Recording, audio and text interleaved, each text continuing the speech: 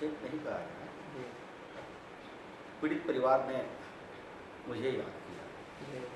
याद करने के बाद से मुझे महसूस हुआ दबे कुचले वंचित समाज के बीच में रह करके मैं पला और बढ़ा और यहाँ तक आया। तो समाज का कर्जा है मेरे ऊपर और मुझे लगा कि इस चीज़ को प्रशासन के संज्ञान में लाना चाहिए, तो मैं लाया। और हम धन्यवाद देना चाहते हैं गोपालगंज जिला के प्रशासन को, आरक्षी अधीक्षक को, जिला पदाधिकारी को। 3 दिन उन पीड़ित परिवार को कोई बात नहीं सुन रहा। और जैसे ही उनके मेरे माध्यम से जानकारी मिली, FIR भी हुआ और पीड़ित परिवार को न्याय के आस दी। अच्छा, क्या कुछ हाईकोर्ट थाने में मलही गांव की लड़का है और उसी थाने के बगल पे लड़की शेड्यूल कास्ट है। तो ये बड़े तेजी से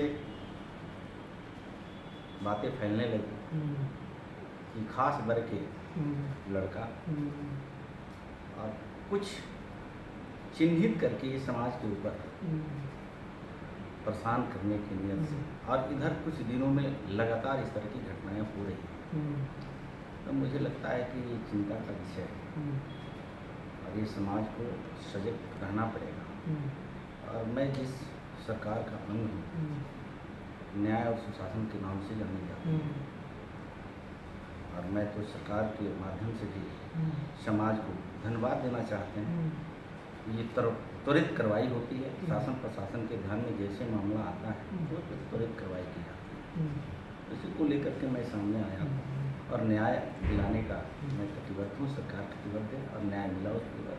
मंत्री जी, एक चीज़ और, जैसे गरीब तबके का परिवार जो होता है, और 1-2 नहीं कई ऐसे घटनाएं देखने को मिली है। जैसे पूर्णिया का है, किशनगंज का है, अररिया का है, ऐसे मुजफ्फरपुर में भी कुछ घटना घटी है, गोपालगंज की घटना है।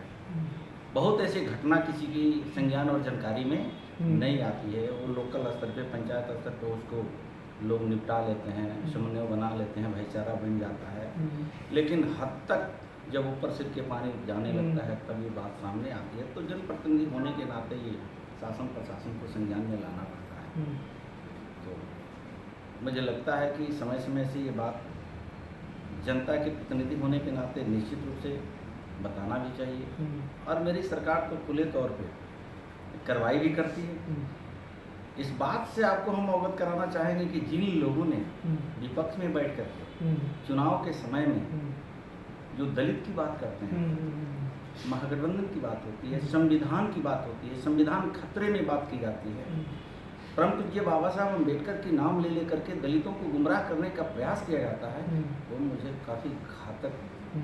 और जब दलितों के ऊपर इस प्रकार की गरीब शोषित पीड़ितों के ऊपर एक सोची समझी साजिश के तहत अत्याचार होता है, तो संविधान के हवाला देने वाले, परम पूज्य बाबा साहब के नाम को लेकर के दलित को वोट प्राप्त करने वाले, वो विपक्ष का नेता, वो CPI CPM जो भी भीम मीम की भी नाम चलती है, कोई एक व्यक्ति जुबान नहीं बोलता है, तब मुझे तकलीफ होता है।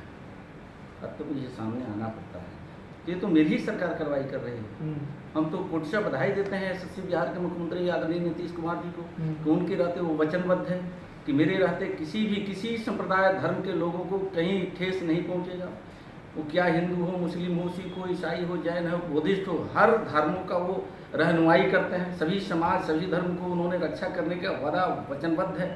तो मुझे लगता है कि ज़मीनी स्तर पर इस तरह की घटनाएं घटती है तो मुझे सामने आकर के कुछ ध्यान देना दिलाना अति आवश्यक।